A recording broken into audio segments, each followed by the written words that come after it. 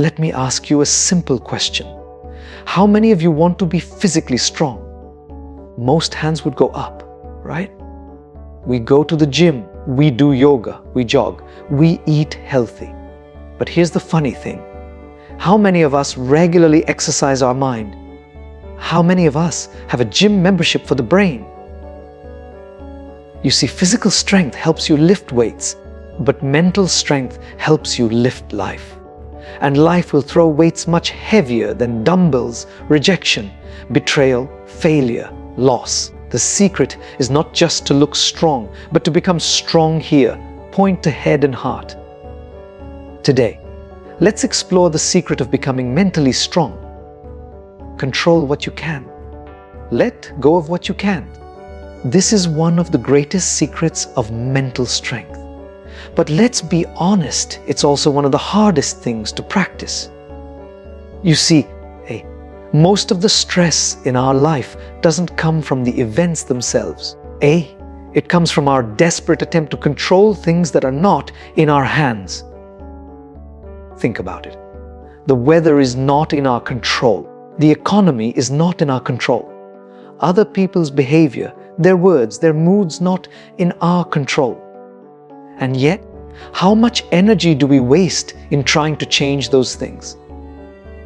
Imagine someone shouting at you in traffic. You didn't do anything wrong, but they're angry. Now you have two choices. You can either spend the next few hours replaying that scene, getting upset, raising your blood pressure, or you can smile, move on, and save your peace of mind. Who loses when you try to control what you cannot? You do. Who wins when you let go? Again, you do. Mental strength is not about fighting everything. It's about choosing your battles wisely. When we learn to control what we can, our attitude, our effort, our responses, we step into true power. And when we let go of what we can't, other people's opinions, their approval, the outcome of every situation, we protect our peace. It's like holding a rope that's burning your hand. The harder you grip it, the more it hurts. But the moment you let it go, you're free. So many of us live life like a person trying to stop the waves of the ocean with our bare hands. Impossible, right? But if you can't stop the waves, you can learn to surf. Life's waves will come. Sometimes small, sometimes huge. You can't control the ocean, but you can always control your surfboard. And that surfboard is your mind. Strength doesn't mean controlling everything. Strength means knowing what to hold on to and what to release. That balance, that wisdom is what makes a person truly unshakable. Shift from complaining to gratitude. This is like shifting from darkness to light. Think about it. Have you ever met someone who always complains? The weather is too hot. The traffic is too slow. The food is not perfect. People are not nice enough. And if by chance all of those things go well, they'll still complain about how tomorrow might not be the same. Complaining becomes a habit. It drains your energy, and it drains the energy of everyone around you. Now, here's the truth. Life will never be perfect. If we wait for everything to be flawless before we feel happy, we will keep waiting forever. Complaining is like carrying a bag full of stones. Every small irritation, every small dissatisfaction adds another stone to the bag. You don't see it immediately, but over time, that bag gets heavier and heavier. Gratitude, on the other hand, is like taking those stones out one by one until your load becomes light. Let me give you an example. Imagine waking up in the morning. You can either complain, why is it so early? Why do I have so many problems to deal with? Why is life so unfair? Or you can wake up and say, thank you that I'm alive today. Thank you that I have eyes to see the sunrise. Thank you that I have work to do, people to care for, challenges to grow from. Which of these two mindsets will make you mentally stronger? The one rooted in gratitude Gratitude doesn't mean ignoring problems. It doesn't mean pretending life is perfect. It means choosing to see what is good even in the middle of the bad. A grateful heart says, yes, this storm is difficult, but thank God I have the strength to face it. Yes, I may have lost something, but I'm grateful for what remains. When you train your mind to notice blessings, your mind becomes resilient. Complaining magnifies suffering. Gratitude magnifies strength. And here's the beauty. Gratitude is contagious. When you express it, it uplifts others. It creates an atmosphere of positivity. A complaining heart pulls people away from you, but a grateful heart draws people close. And when you're surrounded by positivity, you naturally become stronger, eh? So the next time you're tempted to complain about your boss, your spouse, your parents, your friends, or even your life, pause. Ask yourself, is there at least one thing here I can be grateful for? The moment you find it, you'll feel the shift. Your mind becomes lighter. Your strength grows deeper. Mental strength is not just about resisting negativity. It's about replacing it with appreciation.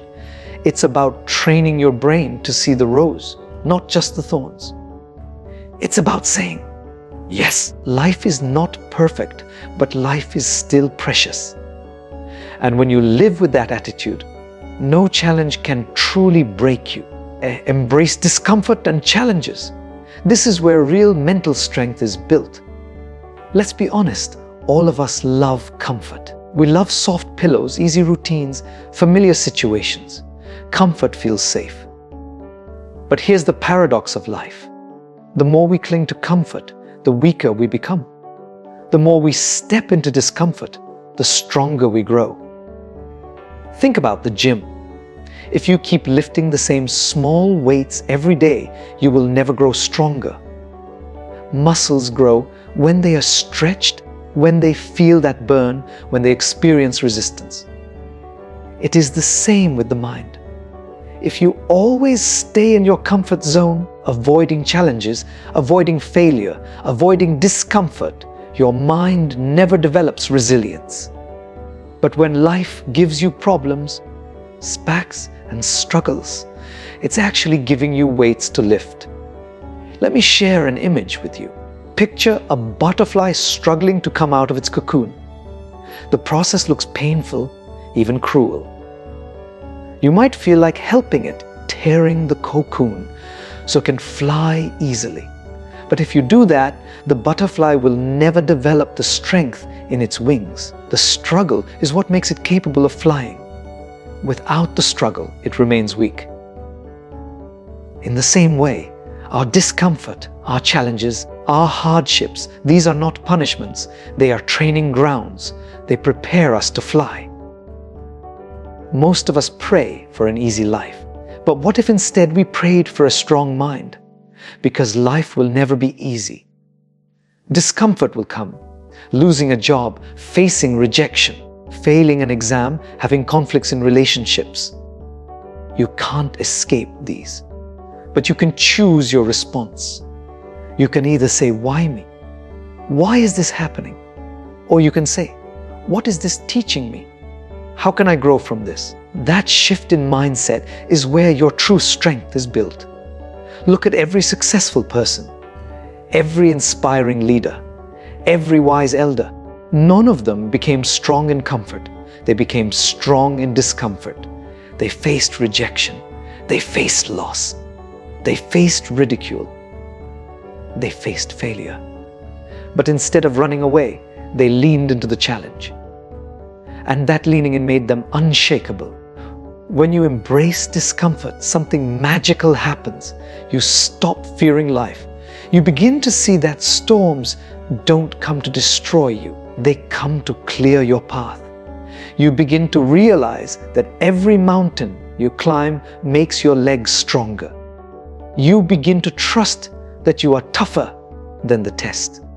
So the next time you face discomfort, maybe it's a difficult conversation, a tough exam, a failed plan, don't run away, breathe. Face it. Learn from it. Thank it. Because that challenge is not breaking you. It's shaping you. That discomfort is not a curse. It's a gift in disguise. Remember, comfort creates weakness. Discomfort creates warriors. If you want to be mentally strong, don't pray for fewer problems. Pray for greater courage. Don't avoid the storm. Learn to dance in the rain. And when you embrace life's discomforts with that spirit, no obstacle can stop your growth. Detach from people's opinions. If there's one trap that steals our peace more than anything else, it is this. Most of us live like prisoners in the jail of other people's thoughts. We dress a certain way, not because we like it, but because what will people say? We post something on social media and our mood for the entire day depends on how many likes or comments we get. We choose careers, partners, even hobbies based not on what we truly want, but on what will get us approval. But here's the hard truth. No matter what you do, you can never satisfy everyone. If you speak too much, they'll call you arrogant. If you stay quiet, they'll call you boring. If you're too ambitious, they'll say you're greedy. If you're too humble, they'll say you lack drive. People will talk and talk and talk. If you spend your life trying to silence every opinion, you will exhaust yourself before you even begin to live. Let me tell you a small story. A man and his son were walking with their donkey to the market. First, the man rode the donkey while the boy walked. People said, "Look at that cruel father making the poor boy walk." So the man got down and the boy rode the donkey. Then people said, "Look at that spoiled child making his father walk." So both of them rode the donkey. Now people said, "How cruel. Both of them are overloading the poor animal." Finally, they both walked alongside the donkey and people said, "How foolish. They have a donkey and no one is riding it." Do you see the point? No matter what they did, someone had an opinion. If you keep living by people's opinions, you will end up carrying the donkey on your shoulders. That is the weight many of us carry today, the burden of unnecessary approval. And it is heavy. Mental strength is learning to detach from this weight. It doesn't mean becoming rude or arrogant. It means respecting people's opinions, but not being ruled by them. It means listening, but not letting it dictate your peace. When you know who you are and what you stand for, people's words become like passing wind. You feel it, but it doesn't shake your roots. Ask yourself, who are you living for? The answer should not be for them.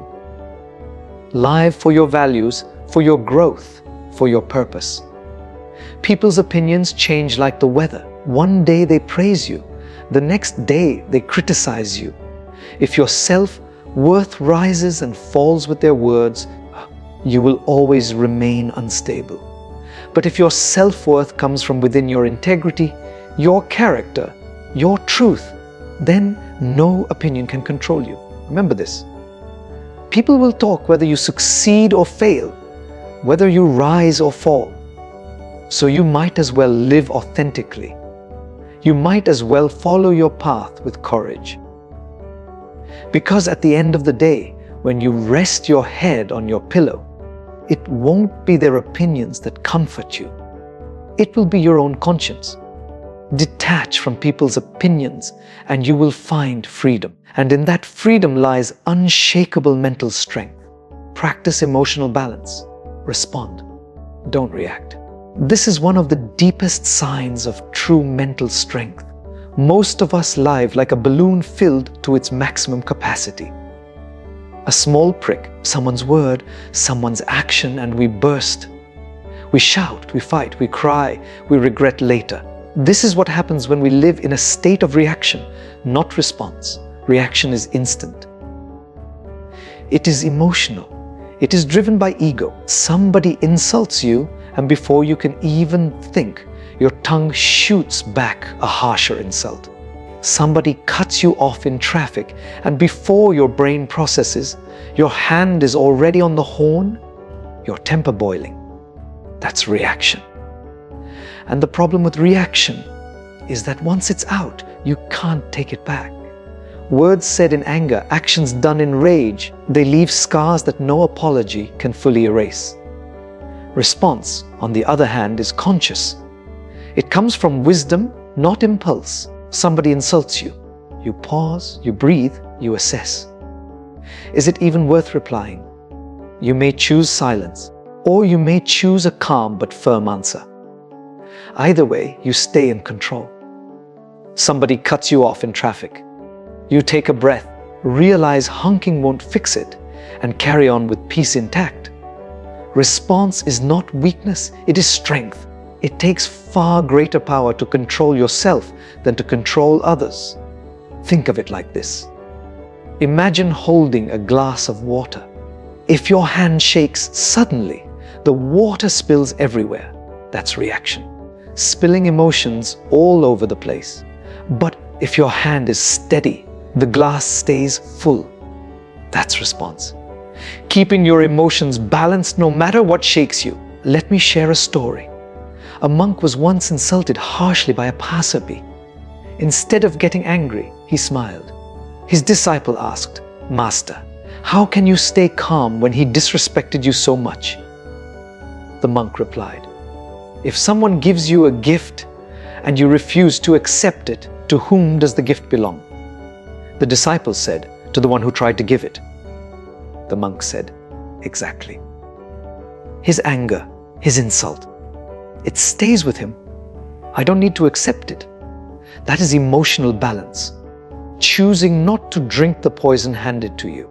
Life will always test your emotions. Someone will betray you. Someone will disappoint you. Someone will misunderstand you. You can't control their actions, but you can always control your response. Mental strength is not about never feeling anger, sadness, or fear. It is about not letting those emotions drive your actions blindly. It is about feeling deeply but acting wisely. And here's something powerful. When you practice responding instead of reacting, people begin to respect you. They see you as stable, dependable, unshakable. You become a calm presence in a chaotic world.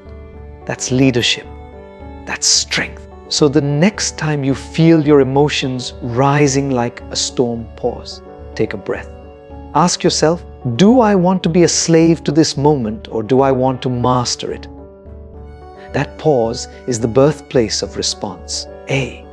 And every time you choose response over reaction, you build another brick in the wall of your mental strength. True strength is not in lifting heavy weights. True strength is in lifting heavy emotions without letting them crush you. And when you master this, you become unstoppable. Develop self-discipline. This is the backbone of mental strength. Without discipline, the mind becomes like a wild horse. Powerful, yes, but out of control. With discipline, that same horse becomes a force that can carry you anywhere you want to go. The difference between ordinary people and extraordinary people is not talent, not intelligence, not even luck. It is discipline. Think about it. Everyone knows what is good for them. We all know eating junk food daily is harmful. We all know scrolling endlessly on the phone steals our time. We all know waking up late makes us sluggish.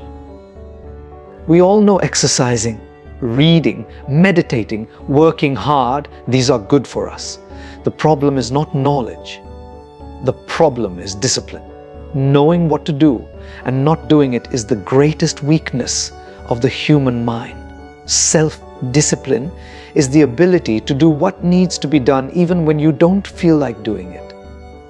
That's where true strength lies. Anybody can work hard when they're motivated, but discipline is working hard when you are tired, when you're bored, when nobody is watching, when there is no applause. Motivation is temporary. It rises and falls like waves.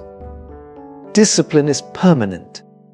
It's the anchor that holds you steady, no matter how stormy the sea gets. Let me give you an example. A student preparing for exams has two choices every night. Open the book or open social media. Motivation might push him for a few days, but eventually the mood fades. Discipline is what will make him choose the book again and again until he passes. Or take a musician. Discipline is practicing daily scales even when no inspiration strikes. Take an athlete. Discipline is waking up at 500 a.m. for training, even when the bed feels warm and inviting. Success is not built on random bursts of inspiration. It's built on daily habits, on discipline. There's a story of a bamboo tree. When you plant it for the first 5 years, you water it, nurture it, but nothing seems to grow above the ground. People may laugh at you, saying, "Why are you wasting your time?" But in the 6th year, suddenly the bamboo shoots up, sometimes 60 feet in just 6 weeks. Did it grow in 6 weeks? No. It was growing invisibly all those years, developing its root system deep underground. That is what discipline looks like. You may not see results immediately. You may not get applause for your consistency, but silently beneath the surface, you are building strong roots. And one day, the results will explode. But here's the key. Discipline is not punishment. Discipline is freedom. A person without discipline is a slave to their impulses. Hungry, eat, lazy. Sleep, angry, shout. Distracted, scroll. But a person with discipline is free. They choose their actions. They control their impulses. They live by design, not by default. That freedom gives peace, confidence, and power. So, how do you build discipline? Start small. Don't promise yourself you'll run a marathon tomorrow. Start with 10 minutes of walking every day. Don't promise you'll meditate for an hour. Start with 5 minutes. Don't say you'll read a book in a day. Read 5 pages. Consistency is more important than intensity. Small daily acts of discipline repeated over time create massive transformation. And here's the beauty. Discipline in one area of life spills into others. If you discipline your body, your mind becomes sharper. If you discipline your time, your relationships improve. If you discipline your emotions, your decisions get wiser. Discipline is like a muscle. The more you use it, the stronger it becomes. Remember, talent may open the first door, but discipline is what keeps you inside the room. Motivation may spark the fire, but discipline is what keeps it burning through the night. Without discipline, you will always be at the mercy of moods. With discipline, you will rise above moods and create a life of strength, stability, and success. True mental strength is not in doing what feels good. It's in doing what is good again and again until it becomes part of who you are. Turn setbacks into lessons. This is one of the greatest secrets of mental strength.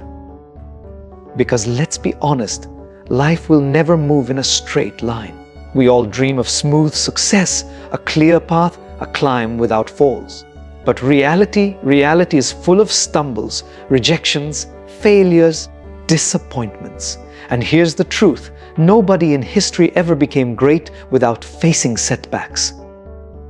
The difference is simple. Weak minds see setbacks as the end. Strong minds see setbacks as the beginning of something new. Imagine a child learning how to walk. What happens? He takes a step, falls, cries, then tries again. He falls 10 times, maybe 20 times, but not once does he say, maybe walking isn't for me. He just keeps trying until one day he walks. And once he does, nobody remembers how many times he fell. We cheer for the success, forgetting the failures that built it. If a child can accept falling as part of learning, why do we as adults think failure is final? There's a story about Thomas Edison. When asked about the thousands of times he failed before inventing the light bulb, he replied, "I didn't fail. I just found 10,000 ways that won't work." That's the mindset of mental strength. He didn't see setbacks as dead ends. He saw them as lessons, as experiments, as stepping stones. And because of that attitude, he gave light to the entire world. The truth is, every setback carries a lesson wrapped inside it. Fail an exam. The lesson is not I am dumb. The lesson might be I need a better method of studying, lose a job. The lesson is not I'm worthless. The lesson might be I need to grow, to adapt, to explore new opportunities, face heartbreak. The lesson is not love doesn't exist. The lesson might be I must value myself more and choose wisely next time. Strong people don't ask why me. They ask, what can I learn from this? Think of a bow and arrow. When the bow pulls the arrow backward, it feels like a setback, like going in the wrong direction. But the purpose of pulling back is to launch the arrow forward with greater force. In the same way, life's setbacks may feel like you're moving backward, but they are preparing you for a stronger, faster leap forward. The problem is most people stop at the pain of the setback. They get stuck in self-pity, in anger, in regret. But mental strength means moving from pain to purpose. It means saying, yes, this hurt me. Yes, this delayed me, but it didn't destroy me. It taught me something that success could never teach me. And here's a secret. Setbacks build humility. Success can make us proud, but failure grounds us. It reminds us that we are human, that we need to grow, that we still have more to learn. And humility is the soil where true wisdom grows. So the next time life knocks you down, don't stay on the ground.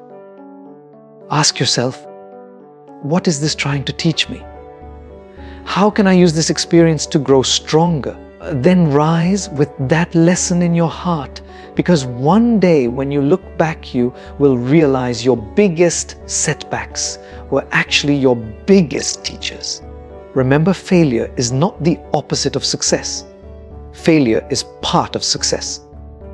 Each fall is a step on the staircase to greatness. Weak people see a wall and stop. Strong people see a wall and learn how to climb it. Mental strength is not in avoiding setbacks. It is in transforming them into stepping stones. And once you master that art, nothing in life can truly defeat you. Surround yourself with positivity. This is like choosing the air you breathe for your mind. Just as your lungs need clean oxygen, your mind needs clean thoughts, clean words, and clean environments. You may not realize it, but the people you spend time with are shaping you every single day. Their words, their attitudes, their energy, it all seeps into you silently like air. If you surround yourself with negativity, criticism, gossip, and constant complaining, your mind will slowly become heavy and dark. But if you surround yourself with encouragement, kindness, and inspiration, your mind will naturally grow lighter and stronger. There's a simple saying, show me your friends and I'll show you your future. Why? Because who you walk with determines where you end up. If you walk with people who always doubt, always fear, always drag you down, you will start carrying their weight. But if you walk with people who dream big, who see opportunities in problems, who lift you up when you fall, you will rise higher than you imagined. Let me give you an example. Imagine a garden. If you plant roses, but around them you allow weeds to grow wild, very soon the weeds will choke the roses. But if you carefully plant flowers and water them, the whole garden flourishes. Your mind is that garden. The people you allow close to you are the plants. Some will help you grow, some will choke your growth. Choose wisely. Think about it. When you are around someone who constantly criticizes, complains, and talks negatively about others, how do you feel after the conversation? drained, right? It's as if they transferred their heaviness onto you. Now think about being with someone who encourages you, who makes you laugh, who reminds you of your potential. You walk away energized, motivated, lighter. That's the power of the company you keep. There's a story of a crow and a swan. The crow once thought, the swan must be the happiest bird in the world because she is so white and beautiful. He went and asked the swan. The swan said, "No, I used to think I was the happiest bird, but then I saw the parrot with 2 colors, and I thought he must be happier." The parrot thought the peacock must be the happiest. The peacock living in the zoo said, "I am admired by people, but I am trapped here. The only bird I see free and not trapped is the crow." The crow realized he had been free all along. What's the point? The company you keep influences how you see yourself. If you spend time comparing, complaining, competing, you will always feel less. But if you spend time with those who encourage gratitude, growth, and freedom, you will feel rich no matter your situation. Surrounding yourself with positivity doesn't mean avoiding every person who is struggling or negative. No, it means setting boundaries. It means not letting their storm destroy your inner calm. And it means intentionally seeking out uplifting influences, books, podcasts, mentors, spiritual practices, communities where people push you higher. Positivity is not about blind optimism. It is about choosing to focus on solutions instead of problems, on gratitude instead of complaints, on faith instead of fear. And when you surround yourself with people who think that way, slowly their mindset becomes yours. Just as iron sharpens iron, good company sharpens your mind. So ask yourself today, who are the 5 people I spend most of my time with? Do they bring out my best self, or do they pull me into negativity? Because whether you notice it or not, they are shaping you. If you want to be mentally strong, walk with people who strengthen you. And if you can't find them immediately, be that person for yourself. Read uplifting words. Listen to inspiring voices. Speak kindness to your own heart. In the end, your environment is your power source. Plug into negativity and your battery drains. Plug into positivity and your battery charges. And the stronger your battery, the farther you can go in life. Build spiritual anchoring. This is the deepest root of mental strength. Because let's face it, life will shake you. Storms will come, failures, betrayals, losses, uncertainties. If your roots are only in external things, money, success, relationships, appearance, then when those things get shaken, you collapse. But when your roots are anchored deep in something higher, something eternal, you may bend, but you will not break. Spiritual anchoring is like having a lighthouse in the middle of a stormy ocean. The waves crash, the winds roar, but the light keeps shining, guiding you back to safety. Without that anchor, you get tossed around by every emotion, every opinion, every problem. With that anchor, you remain steady. Let me give you a simple example. A kite flies high in the sky, but what keeps it stable? The string tied to the ground. Without the string, it looks like freedom, but in reality it would drift aimlessly until it crashes. In the same way, we may think anchoring ourselves to spirituality limits us, but in truth it is what allows us to soar without losing direction. No, spirituality doesn't mean the same thing for everyone. For some it is prayer, connecting with God, surrendering worries, seeking strength beyond themselves. For others it is meditation, stilling the mind, breathing deeply, finding inner calm. For some, it is reflection, reading wisdom, journaling, walking in nature, listening to the quiet voice within. The form doesn't matter as much as the essence. connecting yourself to something greater than your daily worries. There's a story of a ship in ancient times. When storms hit, sailors would drop a heavy anchor into the sea. The anchor didn't stop the